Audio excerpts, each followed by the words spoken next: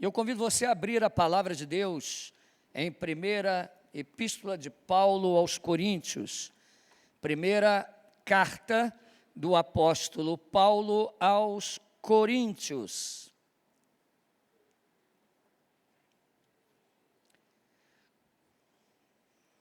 Capítulo de número 1.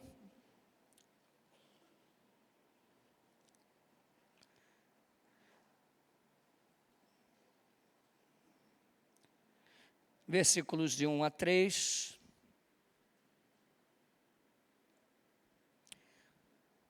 Paulo, chamado pela vontade de Deus para ser apóstolo de Jesus Cristo, o irmão Sóstenes, a igreja de Deus que está em Corinto, aos santos em Cristo Jesus, chamados para ser santos, com todos que em todo lugar invocam o nome de nosso Senhor Jesus Cristo, Senhor deles e nosso. Graça a vós outros e paz, da parte de Deus nosso Pai e do Senhor Jesus Cristo. Amém. Oremos. Senhor, obrigado pelo privilégio de podermos ouvir a Tua palavra, de aprendermos sobre esta carta tão importante, e o Senhor nos conduzirá ao longo deste ano através desta epístola. Senhor, que possamos, Senhor, colocar em prática a Tua palavra, não sermos apenas ouvintes, mas praticantes também. E que, ó Pai, todos esses assuntos que serão tratados de grande relevância para a igreja, sejam gravados em nossos corações. Nos ajuda a expor esta carta com poder, com a graça e a misericórdia que advém de Ti e do Teu Santo Espírito. Dá entendimento aos Teus servos, em nome de Jesus, amém. Os irmãos podem se assentar.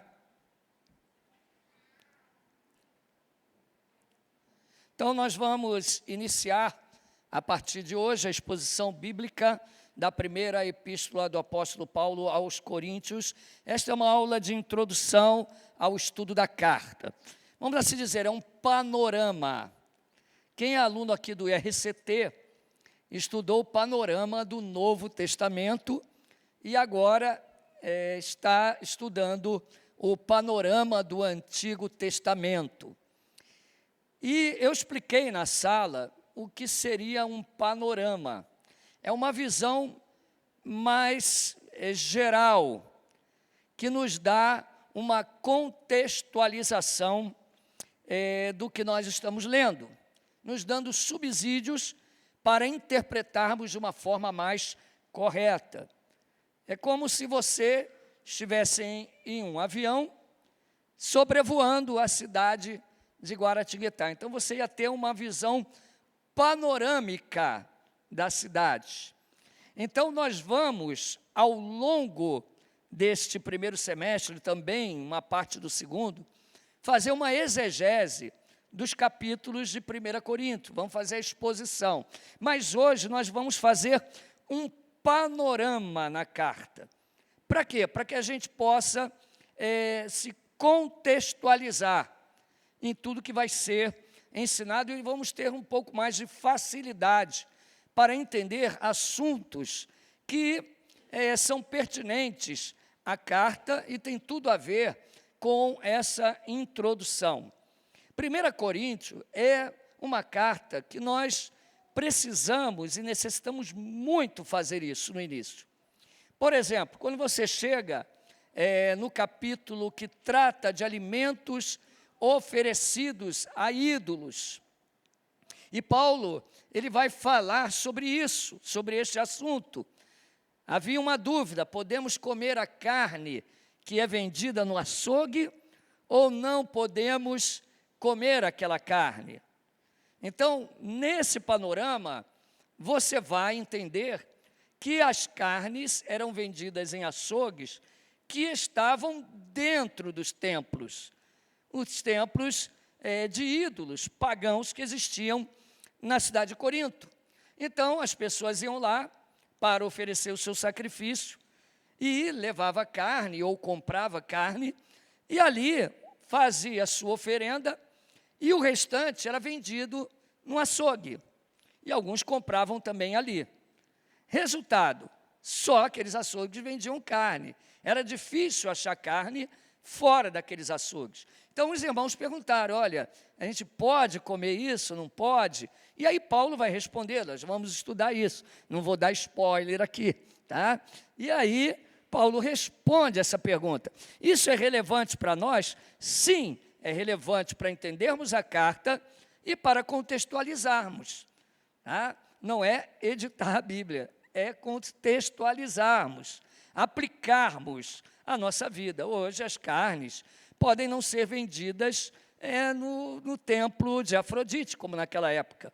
Porém, nós temos aqui ao lado Aparecida, onde se vende roupa, vende artigos, ali na feira, no shopping. E aí pode surgir a pergunta, eu posso ir ali e comprar uma roupa ali? Eu posso comprar um artigo que vende ali, que é muito mais barato? E aí a gente aplica, tá? O que era em relação à carne vendida no templo, a gente pode aplicar em outras situações para nós hoje. Então, a carta é de extrema relevância. Nós vamos ver como era a vida de uma comunidade local no primeiro século da era cristã. Quando você olha 1 Coríntios, você vai compreender como que era a igreja. Muitas vezes a gente começa a romantizar muito a igreja no início, como se não houvesse problemas naquela época. E você vai perceber aqui o tanto de problema que tinha numa igreja no início da era apostólica, quando a igreja estava começando. Você vai ver tantos problemas ali, fornicação, litígio entre irmãos, divisões dentro da igreja, e era uma igreja nova, tá? E na era onde os apóstolos, alguns estavam vivos ainda. Então, são problemas que nós vemos muitas vezes hoje ainda. Não necessariamente o mesmo, mas com as mesmas, vamos assim dizer, pensamentos que norteavam aqueles problemas. Então, é importante nós estudarmos 1 Coríntios, tá? E uma igreja bem problemática, pau a pau com a igreja de Gálatas. Alguns dizem que Gálatas era pior ainda, tá? Mas eram igrejas que possuíam muitos problemas. Problemas em relação aos dons espirituais, tá? Uma bagunça generalizada no dia da ceia. Então, nós vemos Paulo tratando dessas questões. É importante fazermos esse panorama para que a gente possa entender os pormenores que envolvem 1 Coríntios, para que a gente possa interpretar de forma correta. É tão importante isso, por exemplo, existem igrejas pentecostais onde mulheres não podem cortar o cabelo. E também igrejas, às vezes, não pentecostais que fazem isso. E de onde vem isso? Eles pegam o texto de 1 Coríntios 11. Mas o que Paulo estava falando lá? Então, estudando o panorama, depois nós vamos ter uma interpretação mais correta do texto quando chegarmos neste assunto, ok? Então, vamos lá. Nós vamos falar do contexto histórico da carta. Depois, dentro desse contexto histórico, um pouco sobre a cidade de Corinto, um relato da chegada de Paulo em Corinto, e aonde nós sabemos isso? Pelo livro de Atos dos Apóstolos. A ocasião, o objetivo e a data da carta, inclusive a autoria, nós vamos falar sobre isso. E, por fim, eu vou apresentar um esboço sintético da carta. Tá? Não vou esmiuçar o esboço, mas de uma forma mais geral e ampla. E depois os irmãos vão fazendo isso na hora que forem expor a carta. Bom, a primeira epístola do apóstolo Paulo aos Coríntios nos mostra um pouco da vida de uma comunidade cristã do primeiro século. Irmãos, tem muitos achados, tá? na cidade de Corinto, que preservam muito daquela cultura. Ali tem também um achado arqueológico, isso aí é na cidade de Corinto. A igreja passava por vários problemas, tá? Tinha um monte de problema.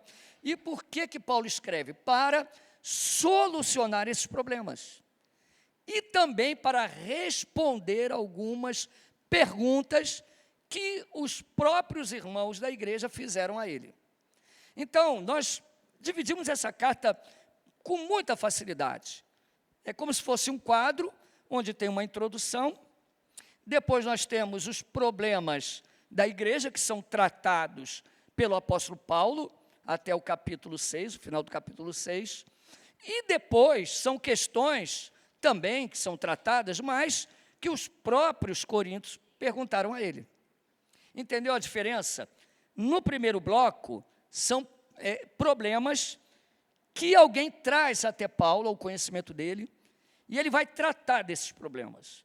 Do capítulo 7 em diante, são questões que ele vai responder, porque os coríntios escreveram uma carta perguntando a ele.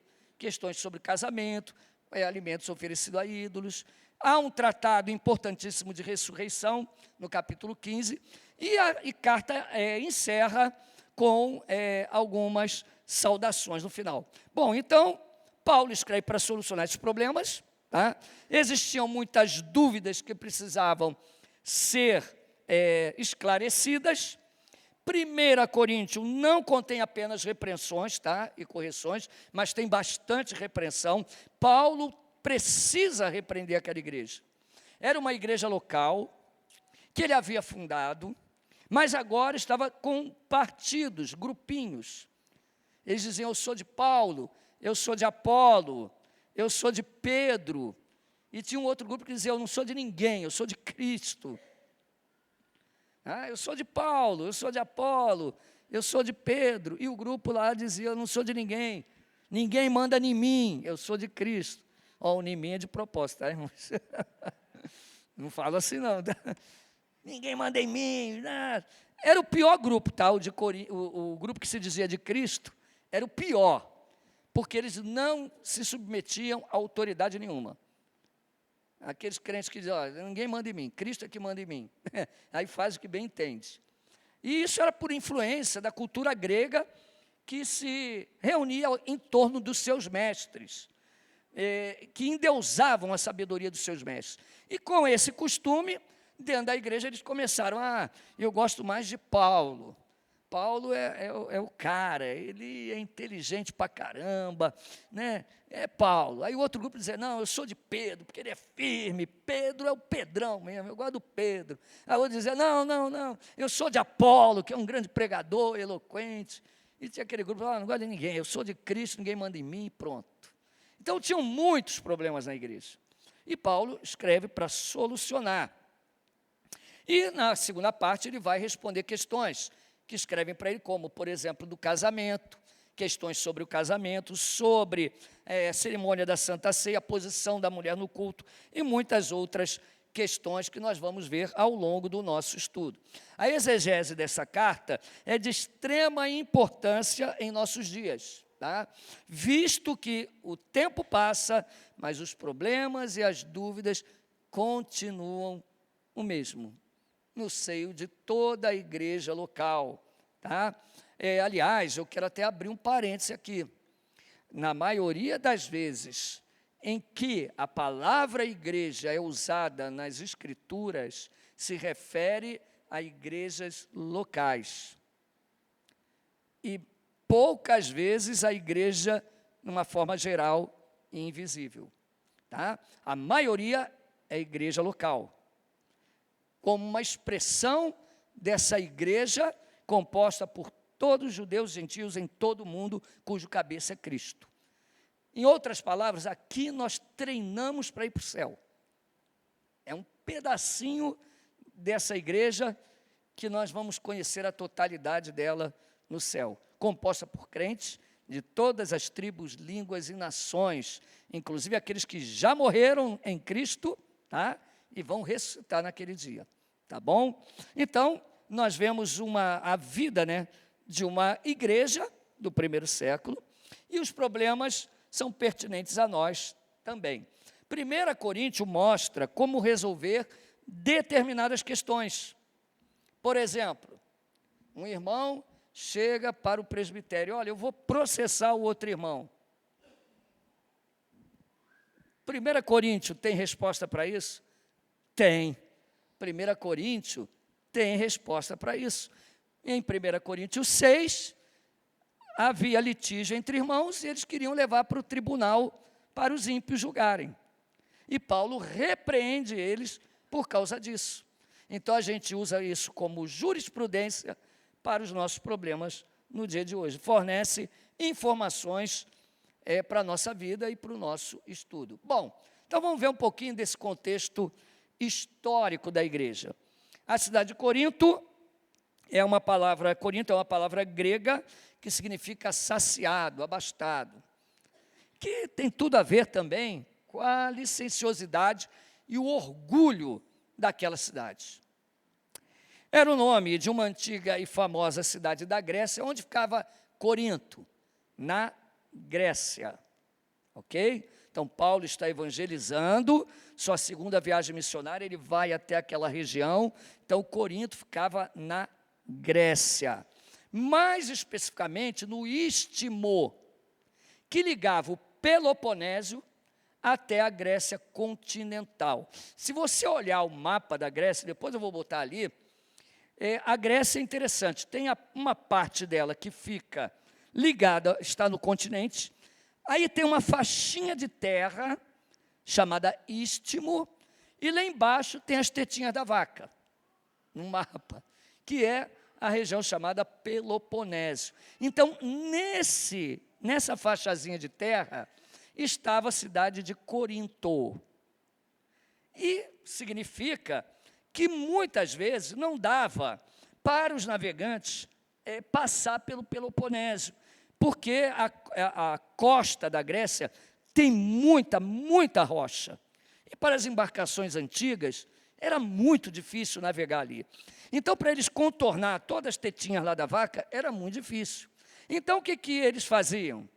Os marinheiros, os mercadores, eles vinham com a embarcação, parava de um lado do istmo, atravessava para o outro lado e pegava outro barco e continuava. Era mais fácil. Então, era uma cidade portuária, ok? Está dando para entender? Então, Corinto era uma cidade portuária. E como é que é uma cidade portuária? Uma característica de cidade portuária, vamos lá. Quem pode me dizer uma característica de uma cidade portuária? Oi? Que? Comércio, Muito comércio, muitas vendas, mas tem muita prostituição. Vai lá na Praça 15, no Rio de Janeiro, onde param os navios que vêm de todos os países. Uma das coisas que chama atenção em cidades portuárias é o alto índice de prostituição. Como é que é Santos, Ricardinho? O dia todo, é assim. É assim. Eu estive em Santos visitando o Ricardinho e não é nada diferente dos portos lá do Rio. Vem marinheiro de tudo quanto é canto, aí vem, fica ali, paga, e promiscuidade. E Corinto não era diferente. Era uma cidade cheia de licenciosidade, promiscuidade, prostituição, era assim. E ficava a 65 quilômetros de Atenas, que era a capital. E estava na província romana chamada Acaia. Lembre-se que o Império Grego, ele caiu, ele sucumbiu. E quem dominou o mundo? O Império Romano.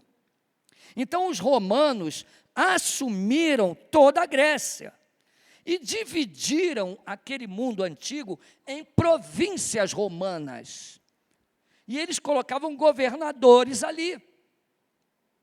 Colocava pretores, governadores, prefeitos, que eram colocados ali pelo imperador romano para cuidar e administrar aqueles locais. Então, essa província romana chamava-se Província Romana da Acaia. e ali estava a cidade de Corinto. Tá bom? Alguma dúvida até agora? Agora sim, ó, o mapa. Então está ali, ó, Corinto, esse sinalizador e nada é a mesma coisa. Mas está ali, ó, Corinto, uma faixinha de terra que liga as tetinhas da vaca para o resto do continente, para o resto da Grécia, né? Então, Arthur, ó, quando você for estudar lá a geografia, lá, ó, Peloponésio, o istmo que liga até o restante da Grécia, tá bom? É ali que fica a cidade de Corinto. Aqui fica mais fácil de ver, ó. Tá dando para ver? Onde está Corinto, ali no slide? Então, a cidade ligava a Grécia ao Peloponésio e também separava o Golfo de Corinto do Golfo Sarônico, que é aqueles dois marzinhos ali de água. Tá? Lembra que o navio vem, para de um lado, eles descem ali, pegam outro navio, vai para o outro lado e segue. É mais curto e mais rápido do que dar toda aquela volta. E menos perigoso. Como ficava ali um tempo, aí rolava promiscuidade, prostituição e muitas outras coisas. A cidade é extremamente licenciosa, cheia de pecado, corrupção. Foi destruída pelos romanos, quando o Império Romano domina. Ela foi destruída por múmios arcaicos. Olha o nome do cara, múmios, é uma múmia, né? Mas destruiu a cidade, tá?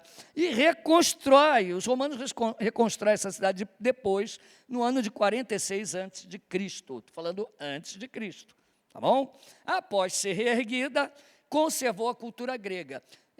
Os romanos absorveram muito da cultura grega, tanto que o Novo Testamento foi escrito em grego, tá bom? Então, o Império Romano é que dominava, mas a cultura grega ainda era forte. Os romanos contribuíram muito com o direito, tá? Com a organização da república, com a Pax Romana, instituindo uma paz, entre aspas, através do seu exército, em várias localidades, inclusive recrutando pessoas dos locais, tá? Quando a gente, por exemplo, vê o exército americano, a gente acha que é só americano que luta ali. Não, tem muitas pessoas de outras nações que fazem parte do exército americano, são recrutados, recebem e vão lá lutar. Então, Roma dominava ali, mas a cultura grega era dominante na época. Então, tanta era a licenciosidade que Coríntio passou a ser sinônimo de imoral, depravado. Tá bom? Coríntio era sinônimo de imoral. Tá? E eu imagino até os caras brigando lá, seu Coríntio. Era imoral, era sinônimo de ser imoral.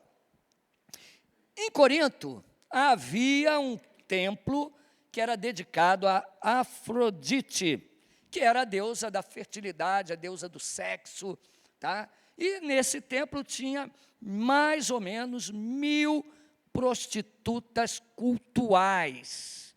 O que era isso? O culto, fazia parte do culto de Afrodite, a prostituição. Como assim, pastor? Bom, a deusa Afrodite era a deusa da fertilidade. Então, por exemplo, é como hoje, né? No romanismo, eu quero rezar para parar de chover, Santa Bárbara, né? Para os olhos, aí tem o santo lá, para a cabeça, a senhora da cabeça, e vai por aí em diante, não é verdade? E lá também era assim, né? Era assim também. Então, eles acreditavam que para ter fertilidade, para o gado dar leite, da cria, para a colheita ser boa, eles iam pedir a que deusa? A deusa Afrodite, que era a deusa da fertilidade. E naquela época, o sexo estava ligado à fertilidade. Daí que tinha as prostitutas cultuais. Fazia parte do culto o camarada ir lá no templo e ter relação sexual com as prostitutas. E ele acreditava que, tendo relação sexual com uma prostituta cultual, a colheita ia ser abençoada. Então, ele ia ao templo, oferecia um sacrifício, uma carne, derramava o sangue lá, ia lá, escolhia uma prostituta, tinha relação, e aí a colheita ia ser boa. Essas prostitutas cultuais rapavam a cabeça. Elas andavam com a cabeça rapada. Não tinham marido, elas se dedicavam integralmente a Afrodite, rapavam a cabeça, tá? E viviam disso, tá bom? Aí você vai ligando as coisas. Quando Paulo fala em 1 Coríntios sobre a mulher rapar a cabeça, ó, você já está começando, você vai estudar isso em 1 Coríntios 11, mas tem tudo a ver com o que nós estamos aprendendo aqui. Então, aí tem mais algumas imagens aí de Afrodite. A cidade era o ponto de parada natural na rota de Roma para o Oriente e o lugar onde se encontrava várias rotas de comércio. Tinham muitas. Portanto, era uma cidade de grande movimentação, o que proporcionava um local estratégico para quê? Para a pregação do Evangelho. Por que Paulo escolheu aquela cidade? Ou melhor, né? Por que Deus levou Paulo até lá? Porque era um lugar estratégico. Todo mundo parava ali em Corinto. Era um ponto que ligava muitas rotas comerciais. Então, naturalmente, você prega o evangelho ali, a pessoa ouve o evangelho, se converte, e dali a pessoa sai, e o evangelho é esparramado pelo mundo. Existe um livro, se eu não me engano, o nome é Igreja Centrada, Timothy Keller. E ele fala da importância das cidades também. Muitas vezes a gente demoniza as cidades. A gente olha assim, São Paulo, Rio de Janeiro, a gente fala, que loucura, que coisa de louco. Odeio cidade grande, quero ir para a roça. Irmão, tudo tem a sua beleza e a sua vantagem. Paulo, na época dele, ele procurava a muvucaiada lá mesmo. Ele ia para os grandes centros, justamente para pregar o evangelho e dali esparramar a palavra de Deus para tudo quanto é canto.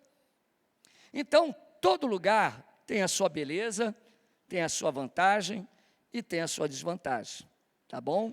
Mas Paulo, ele usava esses locais estrategicamente para a propagação do evangelho. Podemos dizer que era uma cidade populosa, tá? Tinha uma população, vamos imaginar São José dos Campos, mais ou menos assim. Movimentada, rica, era uma cidade rica e muita religiosidade. Não tinha só o templo de Afrodite, tinham vários templos lá, vários. Né? Mas o de Afrodite era muito famoso. No início, a nova cidade era habitada pelos romanos, mas pessoas de várias nacionalidades passaram a morar ali. Tinha gente de tudo quanto é canto morando em Corinto. Cidade grande é tipo Nova York. Vai todo mundo para lá. Né? São Paulo, tem gente de todos os estados morando em São Paulo. Então, muita gente ia para lá, inclusive judeus. E a população de judeus lá devia ser suficientemente numerosa para ter uma sinagoga.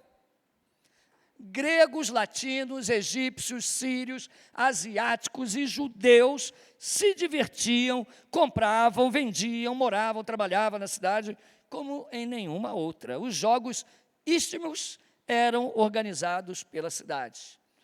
Não tem os Jogos Olímpicos que vêm da guerra, da Grécia. Então, tinha os jogos que eram feitos ali no Istmo, que é naquela faixa de terra, que eram famosíssimos ali. Então, tinham muitos atletas, né, o pessoal que jogava dardo e corria, que competiam ali naqueles jogos. Paulo usa muito a figura de atletas lá. Paulo usa a figura do boxeador, ele usa a figura do atleta que corre, do atleta que luta. Então, ele usa essas linguagens que eram, essa forma de comunicação, que era comum para os povos daquela época, especialmente essa cidade aqui, onde tinham jogos ali, onde tinham competições. Então, conforme afirma Leon Morris, que é um teólogo, tá? Tem um comentário dele em 1 Coríntios, aquele da cultura cristã, que é conhecido pelos teólogos, o comentário da capa de bolinha. Ele diz o seguinte: a cidade a qual Paulo foi pregar era um lugar muito cosmopolita e importante, uma cidade intelectualmente viva. Você já foi em cidade grande? Parece que ela está viva. Não é que nem Guará, que passa 10 anos, está igual. Passa 20 anos, está a mesma coisa. Irmãos, é uma coisa de louco. Eu fico, às vezes, 2 meses sem ir no Rio. Quando eu chego, mudou o trânsito. Às vezes eu dou até bronca neles lá. Ô, gente, poxa, me avisa quando mudar o negócio lá, senão eu vou cair na favela. E é sempre assim, muda. Você está acostumado a ir em um lugar, passa 2 meses, essa rua não está mais aqui. E muda para outro lugar. A cidade grande é uma cidade viva. Corinto era uma cidade viva. Intelectualmente também viva, materialmente próspera e moralmente corrupta. Moralmente corrupta. Seus habitantes eram propensos a satisfazer os seus próprios desejos.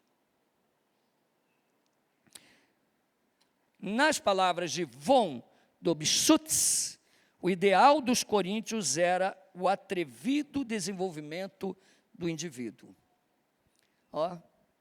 Indivíduo.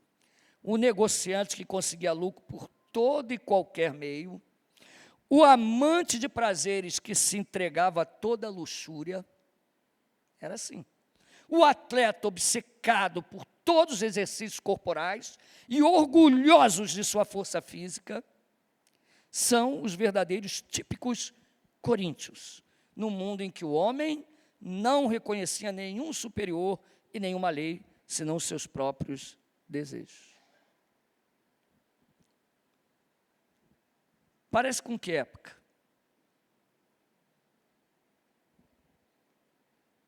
O negociante, que só pensava em si próprio e queria obter lucro, qualquer que fosse o meio.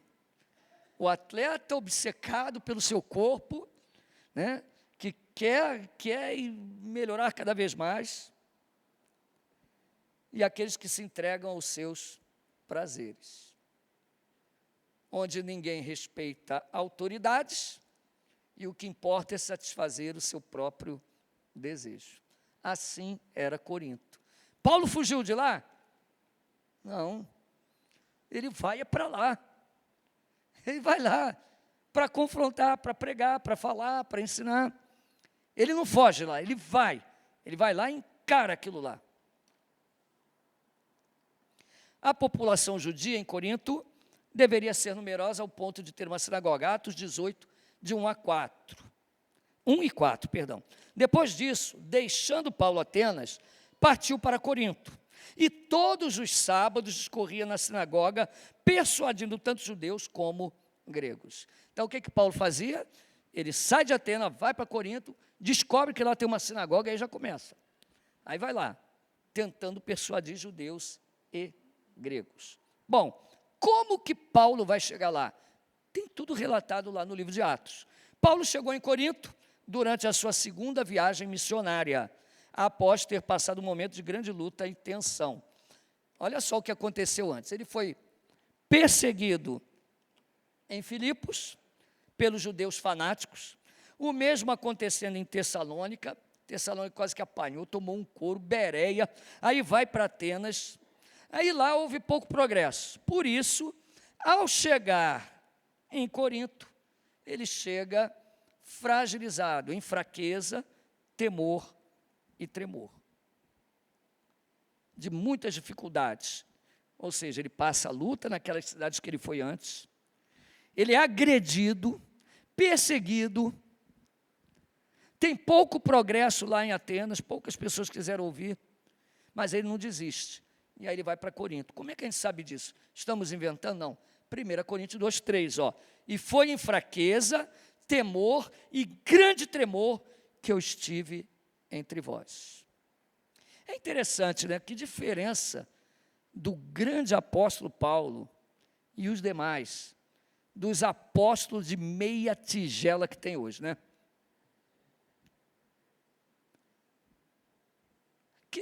Que dizem que são o que não são, querem se fazer de poderosos, né?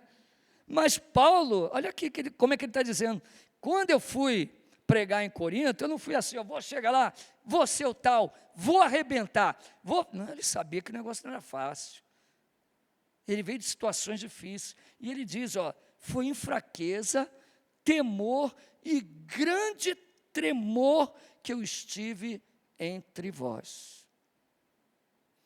É um homem totalmente dependente da graça de Deus. Que diferença? Silas e Timóteo, seus companheiros de viagem, ficaram na Macedônia, o que dificultou ainda mais o trabalho de Paulo. Então ele tinha 2 amigos que estavam com ele. Quem era? Silas e Timóteo. Na verdade, Silas é o apelido, tá? Qual era o nome dele? Silvano. Então, Timóteo e Silvano, ou Silas, ficaram na Macedônia um pouco, e Paulo vai na frente. Ficou pior ainda, né? Ele está indo sozinho. Os outros 2 vão vir depois, na sequência. Mas aí Paulo chega, primeiro, o que dificulta ainda mais. Aqui é todo o trajeto. Vou mandar para vocês no grupo da igreja, tá? Então, vocês têm todo o trajeto aí da viagem missionária de Paulo. Considerando que era cavalo andando ou barco precário, olha a dificuldade que Paulo teve para percorrer tudo isso aí, ó. Desde lá de Israel, passando pelas províncias ali, tal, até a Grécia, navegando, muito difícil a vida do apóstolo Paulo, mas Deus deu graça a ele. Até aqui alguma dúvida? Então, ao chegar em Corinto, conforme nos conta o livro de Atos, hospedou-se na casa de Áquila e Priscila. Então, quando ele chega em Corinto, ele conhece 2 anjos, né, entre aspas, 2 pessoas maravilhosas, 2 irmãos dedicados, que Paulo conta até que eles expuseram a própria vida, a própria cabeça, por causa dele, por amor ao apóstolo. Então, Áquila e Priscila é um casal, né? Ela também tem um apelido, ela é chamada de Prisca, né? Priscila e Áquila recebem Paulo na casa deles. Isto está em Atos 18, 1 a 3. Depois disto, deixando Paulo Atenas, partiu para Corinto. Lá encontrou certo judeu chamado Áquila, natural do Ponto, recentemente chegado da Itália, com Priscila, sua mulher, em vista de ter Cláudio, o imperador, decretado que todos os judeus se retirassem de Roma. Paulo aproximou-se deles. E, posto que eram do mesmo ofício, passou a morar com eles e ali trabalhava, pois a profissão deles era fazer tendas. Então, qual era o trabalho de Áquila e Priscila? Fabricar tendas. E Paulo, tá, também fabricava tendas, sabia fazer também. Então, ele se junta a eles e ele está trabalhando ali em Corinto. Então, ele trabalhava e pregava. Igualzinho o Edir Macedo, igualzinho o Valdomiro, igualzinho, todos eles, né? Muito igualzinho. Então, quando Silas e Timóteo chegaram com boas notícias da Macedônia, então, veja bem, vem Silas e Timóteo, Paulo, quando você pregou lá, adivinha o que aconteceu? Então, eles vêm e trazem boas notícias. A despeito de toda a perseguição, os novos cristãos de Tessalônica permaneceram fiéis. Olha que boa notícia. Não há notícia melhor do que alguém dizer para você, olha, sabe fulano que você pregou? Ele está dando fruto, ele é fiel. Olha, aquela igreja que você plantou lá, olha, os irmãos estão dando fruto até hoje.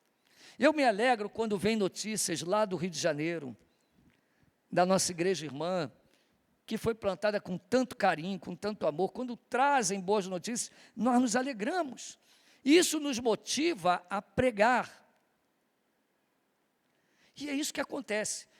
Timóteo e Silas chegam. Paulo, adivinha o que aconteceu lá em Tessalônica?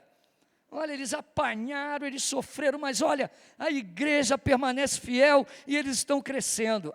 E Paulo foi mais ainda motivado. Então, Paulo passa a pregar com energia redobrada. Olha Atos 18:5. Quando Silas e Timóteo desceram da Macedônia, Paulo se entregou totalmente à palavra, testemunhando aos judeus que o Cristo é Jesus. Então, enquanto deu para trabalhar, ele trabalhou. Teve uma hora que, agora eu vou me dedicar integralmente, não tem como, porque eu tenho que arrebentar aqui. E ele começa a testemunhar para os judeus que Jesus Cristo é o Senhor, que Jesus é o Cristo. Olha como é legal montar a história, né? Pegar o livro de Atos, pegar as informações do local, aí você vai montando toda a sequência. Então, logo veio a oposição. Tinha que acontecer alguma coisa, né? Não podia ser tão fácil. Então, veio a oposição de quem? Dos judeus de Corinto, os quais o expulsaram da sinagoga, indo ele hospedar-se na casa de Tício Justo, local que se tornou uma base de pregação. Então, os judeus queriam expulsar Paulo da cidade, ele vai para a casa de um homem chamado Tício Justo. Está em Atos 18, 6 e 7. Opondo-se eles e blasfemando, sacudiu Paulo as vestes e disse-lhes: sobre a vossa cabeça o vosso sangue. Eu dele estou limpo, e desde agora vou para os gentios.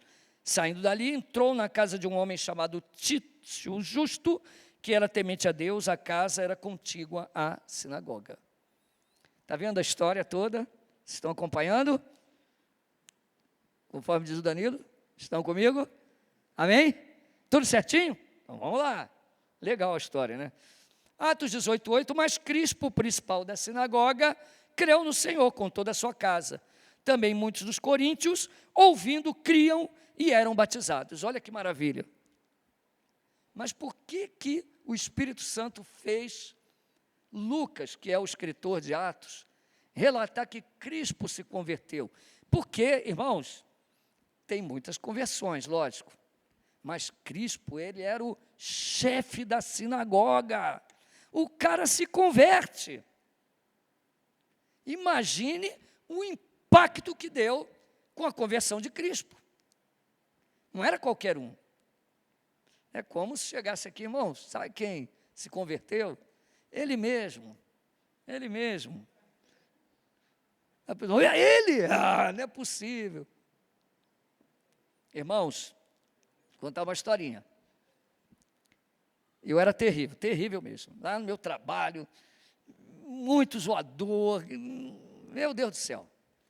Aí um dia, Jesus me chamou.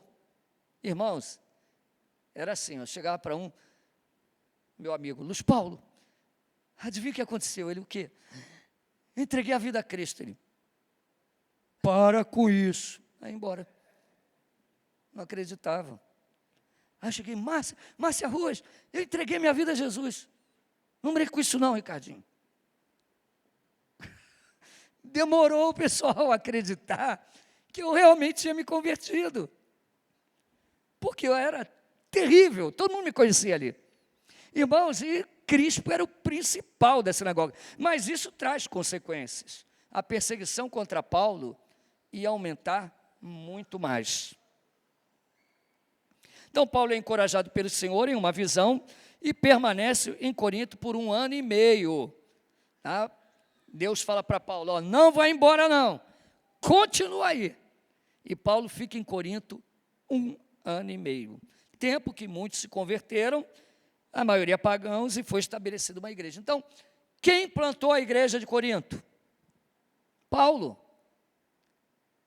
Quem foi que jogou a sementinha, plantou a igreja em Corinto? Paulo. Ele é o fundador da igreja em Corinto. Aquela mesma igreja que muito tempo depois está cheia de problemas, não, pouco tempo, né? Está cheia de problemas, inclusive questionando a autoridade dele. Atos 18, 9 a 11. Teve Paulo durante a noite uma visão em que o Senhor lhe disse: não temas, pelo contrário fala e não te cales. Porquanto eu estou contigo, ninguém ousará fazê-lo mal, pois tenho muito povo nesta cidade. E ali permaneceu 1 ano e 6 meses, ensinando entre eles a palavra de Deus. Então, Deus fala para ele, não tenha medo, ninguém vai te matar, fica tranquilo, continua pregando. E Paulo fica ali mais 1 ano e meio. Teve rico que se converteu? Teve. Tem gente que diz, rico não se converte sim. Também. O fato de terem poucos ricos que se convertem, não quer dizer que ricos não se convertem. Cristo mesmo fala, quando ele conclui dizendo aos seus discípulos que para Deus nada é impossível. São poucos ricos, mas ricos se convertem. E lá tinham ricos conhecidos. Por exemplo, o Gaio, mencionado em Romanos 16, 23, era um hospedeiro. Provavelmente, quando esteve em Corinto, Paulo escreveu da casa de Gaio a sua carta aos romanos. Erasto era tesoureiro da cidade de Corinto. Erasto, tesoureiro da cidade. Provavelmente Cloe, uma mulher de influência na igreja, em 1 Coríntios 1:11, provavelmente fosse uma mulher de posse. Por fim, os problemas relatados durante as reuniões de ceia mostram que havia alguns ricos em Corinto. Quer ver? 1 Coríntios 11, 20 e 21. Quando, pois, vos reunis no mesmo lugar, não é a ceia do Senhor que comeis, porque ao comerdes, cada um toma antecipadamente a sua própria ceia. E há quem tenha fome, ao passo que há também quem se embriague. O que estava acontecendo na ceia? Olha a bagunça, irmã Marli, olha a bagunça na ceia. Na ceia eles faziam uma festa, chamada festa ágape. Vamos imaginar, uma festa ágape. Cearam, aí no dia da ceia tinha festa. Aí vinha o cara que tinha dinheiro, trazia o vinho, trazia o Chester, a picanha, trazia o vinho. Aí os irmãos, oba não, isso aqui é meu, é a minha, tira a mão do meu frango aí, meu filho. Mas tu vai comer o frango todo sozinho? Vou comer o frango todo sozinho. E o vinho aí? Não, esse vinho é meu, rapaz. Tira o zoio do meu vinho. Esse vinho é português, aqui é bom, rapaz. Vou tomar ele todo. E aí o que acontecia? Um ficava bêbado e o outro ficava com fome. E Paulo, irmãos, ele vai, na linguagem de hoje, né? Ele vai arrebentar com eles lá por causa disso. Ele vai dizer, será que eu vou louvar vocês por causa disso? Com certeza não. É a ceia que vocês estão comendo ou o que vocês estão fazendo aí? Que bagunça é essa? O que tem, come, o que não tem, não come. E aí Paulo diz, eu não louvo vocês por isso. E aí ele continua, porque eu recebi do Senhor o que também vos entreguei. A ceia expressa a nossa comunhão como numa festa ágape, e a ser o maior exemplo de contraste entre os membros. Paulo diz, não deveria ser assim. Então isso prova também que tinha pessoas que tinham condições. Mas independentemente desse detalhe, a maioria da igreja, a maioria quase que absoluta, vamos assim dizer, 95% da igreja de Corinto eram pobres. Pobres. A grande maioria. 1 Coríntios 1, 26 diz, irmãos, reparai, pois, na vossa vocação, visto que não foram chamados muitos sábios segundo a carne, nem muitos poderosos, nem muitos de nobre nascimento. E aí Paulo continua, Deus escolheu as coisas loucas para confundir as sábias, as que não são, para confundir as que são, para que a glória seja de Deus. Então a maioria era composta de pobres.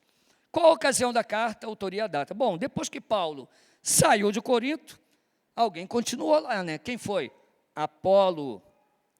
Apolo segue o trabalho. Então, Paulo deixa a igreja estruturada, deixa a igreja pronta, ele vai embora, e quem fica lá em Corinto era Apolo. 1 Coríntios 19, 1 diz: aconteceu que, estando Apolo em Corinto, Paulo, tendo passado pelas regiões mais altas, chegou a Éfeso, e achando ali alguns discípulos, aí continua o texto. Então, Paulo de Corinto, ele vai para Éfeso. Você tem uma carta, uma epístola de Paulo aos Efésios. Mas quem permanece em Corinto, então, é Apolo. 1 Coríntios 3,6, ele diz: eu plantei, Apolo regou, mas o crescimento veio de Deus. Começou uma palhaçada lá que estava incomodando Paulo, Apolo, Pedro e todos eles. Os irmãos bobão começaram: eu gosto é do Paulo, eu gosto do Apolo. Aí Paulo vai e diz: olha, eu plantei, Apolo regou e Deus é que dá o crescimento. Vocês estão ficando malucos? Algum tempo depois, Paulo escreve o que teria sido a primeira carta. Carta essa que sumiu. Detalhe, 1 Coríntios não é a primeira carta aos Coríntios. Essa carta que você tem aí é a segunda que ele escreveu. Só que a primeira sumiu. Não, Deus aprove ao Senhor não trazer essa carta a nós. 1 Coríntios é a carta de inspiração divina que nós temos no cânon, está em nossas mãos, 1 Coríntios. Mas, na verdade, teve uma carta anterior, que nós não conhecemos. A prova que essa carta existiu está em 1 Coríntios 5:9, quando Paulo diz: já em carta vos escrevi. Aí ele continua falando, ou seja, tinha uma carta que ele mandou antes. Ele falou: já falei isso, e vocês continuam teimando. Eu já falei isso em carta. Só que essa carta nós não temos. Tá? Depois, alguns contatos foram mantidos através de crentes fiéis. Gente da casa de Cloé levou ao apóstolo notícias. Então, tinha uma dedo dura lá, uma tal de Cloé, cara, dedo dura, que ficava entregando os outros para o apóstolo Paulo, né? Não era dedo dura, não, era uma crente fiel, preocupada com o estado da igreja, e ela manda notícias para Paulo e diz: olha, Paulo, está tendo divisão lá dentro, a igreja que tu plantou, os caras estão dividindo a igreja. 1 Coríntios 1:11, pois a vosso respeito, meus irmãos, fui informado pelos da casa de Cloé, de que há contendas entre vós. Irmãos, hoje em dia a gente não quer se meter, né? É o politicamente correto, né? Politicamente correto. Não vou falar não. Se fosse hoje, a igreja tinha acabado, a igreja de Corinto tinha dividido. Mas graças a Deus que tinha irmãos fiéis lá. Tinha a família de Cloé, que avisa Paulo: Paulo, faz alguma coisa aí. O senhor não está aí, mas está tendo divisão na igreja. Então é enviada uma carta da igreja, provavelmente pelas mãos de Estéfanes, Fortunato e Acaico. 1 Coríntios 7:1. Quanto ao que me escreveste, é bom que o homem não toque em mulher. Então escreveram uma carta para Paulo. Está entendendo? Como que ele ficou sabendo das coisas? Mandaram notícia e escreveram para ele. Está seguindo a linha de raciocínio aí? E aí, em 1 Coríntios 17, ele diz: alegro-me com a vinda de Estéfanes e Fortunato e de Acaico, porque estes supriram o que da vossa parte me faltava. Então, além de levar notícias, eles levaram dinheiro para o apóstolo Paulo. Levaram oferta. Consequentemente, Paulo se dispõe a escrever uma carta à igreja, é essa que está na sua mão, 1 Coríntios. Então, o que levou Paulo a escrever 1 Coríntios? Deu para você entender? Ele fica sabendo de problemas, a família de Cloé informa ele. Estéfane, Fortunato e Acaico escrevem uma carta para ele saber o que estava acontecendo também, as dúvidas deles. E aí Paulo é movido pelo Espírito Santo a escrever 1 Coríntios, que está nas suas mãos. Tá bom? É essa carta que chegou até você. Então, o autor da carta é Paulo mesmo, 1 Coríntios 1, Paulo, chamado pela vontade de Deus para ser apóstolo de Jesus Cristo, e o irmão Sóstenes. Então, quem é o autor? Está aí, está na cara, né? É o mesmo que eu perguntar qual é a cor do cavalo branco de Napoleão. Quem escreveu a primeira carta de Paulo aos Coríntios? Paulo, né? Só pode, né? Quem escreveu a primeira carta de Pedro? Pedro. Cadê? Vamos lá. Nessa carta, notamos facilmente que havia muitos problemas e, todavia, a situação era tão séria que, antes de escrever, Paulo ainda envia Timóteo. Ou seja, o negócio estava tão feio que Paulo vai escrever a carta, mas ele fala, a carta vai demorar ainda, então, Timóteo, corre lá. Vai lá ver o que está acontecendo lá. E aí ele manda Timóteo lá. Onde está escrito isso? 1 Coríntios 4,17. Por esta causa vos mandei Timóteo, que é meu filho amado e fiel no Senhor, o qual vos lembrará os meus caminhos em Cristo Jesus, como por toda parte ensino em cada igreja. Então ele falou, Timóteo, vai na frente, lembra para eles o que eu ensinei. Chama a atenção deles lá, vai lá. E aí a carta vai depois. A carta ele está escrevendo aqui. E ele explica, por isso que eu mandei Timóteo, para fazer vocês lembrar. Em 1 Coríntios 16, 10 e 11, ele diz, e se Timóteo for, vede que esteja sem receio entre vós, porque trabalha na obra do Senhor, como também eu. Ninguém, pois, o despreze, mas encaminhai-o em paz, para que venha ter comigo, visto que o espero com os irmãos. Timóteo era jovem, era um jovem obreiro. Então, Paulo está com medo deles tratarem mal Timóteo, porque o negócio estava feio. Então, ele escreve, olha, tratem ele bem, e encaminhem ele de volta.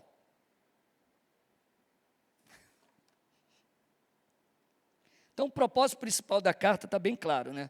Corrigir os erros e responder às perguntas, consequentemente trazendo ensino. Foi escrito da cidade de Éfeso, onde Paulo estava, em Éfeso, lembra? Ele sai de Corinto e vai para Éfeso. Então, lá em Éfeso, ele escreve, 1 Coríntios 16, 8 e 9 diz isso. Ficarei, porém, em Éfeso, até o Pentecostes, porque uma porta grande e oportuna para o trabalho se me abriu, e há muitos adversários. Então, ele falou, vou continuar aqui em Éfeso. Então, ele está escrevendo aonde? De Éfeso.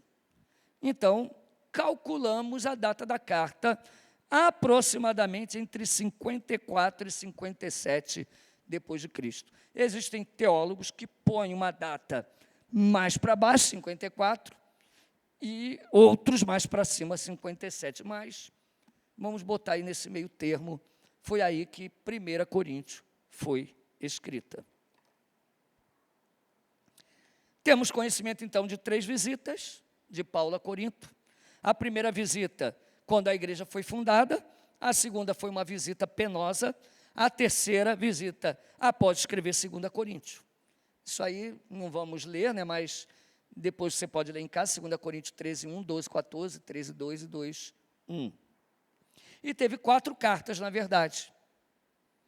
A primeira carta você não tem, que foi anterior a 1 Coríntios.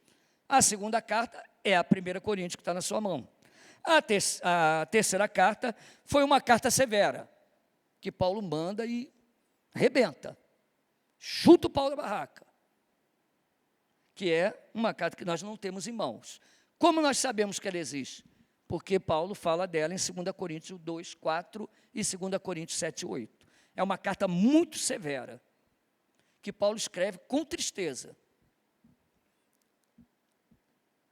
Ele é obrigado a tratar eles com muita severidade naquela carta. E aí vem a 2 Coríntios, que é a 4ª carta. Que aí já está, o clima já está tranquilo. Há um arrependimento, há um quebrantamento dos coríntios. Louvado seja Deus. Depois de tanta tensão, depois de tanta luta para trazê-los ao arrependimento, lá em 2 Coríntios você vai ver, lá no final, que há um quebrantamento. Então, são 4 cartas. Nós temos 2 em mãos. E para encerrar, temos aqui um esboço da carta de 1 Coríntios. É um esboço mais sintético. Primeiro é a introdução, capítulo 1, versículo 1 a 9, onde ele faz saudações e ações de graças. É um padrão de Paulo. Em toda a carta, Paulo, ele primeiro faz uma saudação e depois ele agradece. Saudação e ação de graça. Depois ele vai tratar dos problemas da igreja. 1 Coríntios 1, 10 a 6, 20. Então tem as divisões. Ele vai tratar 4 capítulos aí, as divisões. A imoralidade e a banalização do pecado, em 1 Coríntios 5, 1 a 13, ou seja, alguém lá tem a relação sexual com a própria madrasta. Paulo repreende a igreja por causa daquilo. E o pior, a igreja não disciplinou o cara. Então Paulo chama a atenção deles dizendo que eles deviam ter vergonha de ter no meio deles um cara daquele, que eles deviam excluí-lo. Depois tem as disputas judiciais entre irmãos, que ele censura em 1 Coríntios 6, de 1 a 11, e um caso de fornicação, fornicações. 1 Coríntios 6, 12 a 20. O que é fornicação? Relação sexual fora do casamento. Fornicação. A segunda parte, que é a terceira aqui, né, que foi a introdução, problemas, e depois respostas às perguntas feitas pelos coríntios, que está do capítulo 7 ao capítulo 14, 40. Perguntas sobre casamento, perguntas sobre carne oferecida aos ídolos. Ah, pastor, mas não tem isso agora, mas tem o docinho do corno da mignon. Posso comer? Não posso comer? Posso comer? Não posso comer? Desordens no culto público, submissão da mulher, 1 Coríntios 11, 1 a 16, desordens durante a ceia, bagunça na ceia, as instruções da ceia, 1 Coríntios 11, 17 a 34, os dons do Espírito Santo, aí é pinga-fogo, deixar para o Danilo pregar isso aí. 1 Coríntios 12, 1 a 14 e 20, vou descontar, eles botaram os pinga-fogo para mim lá na teologia da família. 1 Coríntios 12 até 14, 40, questões dos dons, a ordem na igreja, o capítulo lindo sobre o amor, em 1 Coríntios 13, que está aí no meio desse, e o ensino sobre a ressurreição, 1 Coríntios 15, de 1 a 58, que dá até para dividir algumas perícopes ali. Nós vamos tentar fazer as perícopes maiores, mas se não der, os irmãos podem dividir mais, tá? Não tem importância não, ali é só um norte. E as observações finais, que são 1 Coríntios 16, de 1 a 24, orientações sobre ofertas para a igreja de Jerusalém, coleta de ofertas, planos pessoais de Paulo e exortações e saudações finais. Nossa conclusão, eu espero que com esse panorama, os irmãos possam ter um subsídio maior para entender a epístola de Paulo aos Coríntios, todo o contexto. É gostoso você pegar, né, traçar todo o caminho da carta, o que estava acontecendo, para depois você começar a estudar, e vai ficar muito legal que isso vai abrir os nossos olhos para toda a carta, nos dando uma maior precisão na exegese, na compreensão da carta, e também uma relevância para os nossos dias. A carta é bem relevante para nós, tá? Parece que a gente está vendo um filme. Lá no nosso mestrado, na última aula, o professor, né, o doutor Daniel Lima, ele estava falando o seguinte: será que tem um padrão assim que a gente pudesse comparar com o que está acontecendo com a igreja hoje? Não tem algo exato não tem. E eu concordo com o que ele falou, exato não. Mas o padrão mais próximo não é as perseguições na época da Reforma, porque eram perseguições mais de cunho teológico, tudo. Hoje, uma coisa que nos aproxima muito o mundo, da onde a igreja está inserida, é o começo da igreja. Corinto é um grande exemplo disso. Tá? As lutas, porque a gente acha, como é que eu vou pregar o evangelho nesse mundo hoje? Paulo não fez isso? Não era diferente. um império que dominava o mundo, uma cultura, né? A cultura grega. Hoje nós temos um idioma que é falado no mundo todo, o idioma inglês. Nós vemos uma sociedade egocêntrica, egoísta, muita licenciosidade, todo mundo preocupado com o corpo, todo mundo preocupado com si próprio, consigo mesmo, não acreditam em Deus, acreditam nos deuses fabricados pelo seu próprio prazer, pelo seu próprio desejo. Uma sociedade que não quer saber de nada, de evangelho, de nada. E é nesse contexto que Paulo vai. E foi nesse sentido que o professor lá estava falando, de que muitas pessoas têm medo de confrontar, mas não era nada diferente. Em outras palavras, é o que ele falou, o Helder Cardim também falou isso, muito quando está falando de pós-modernidade, né? De enfrentar, de pregar o evangelho em um mundo hostil. O nosso mundo é hostil, como no mundo no tempo bíblico. Eles morriam, eles eram perseguidos, eles eram cancelados. É que não tinha WhatsApp, não tinha YouTube, mas eles eram cancelados. Literalmente, judeu que se convertia, perdia a sua herança, perdia a sua filiação, era expulso da sinagoga. Um gentil que se convertia era tratado como louco, era desprezado, um retardado mental. Não é diferente hoje. Então está aí um grande desafio para nós. 1 Coríntios vai trazer muito para nós em relação a isso, e também problemas que vão ser mais ou menos o que nós vivemos hoje também.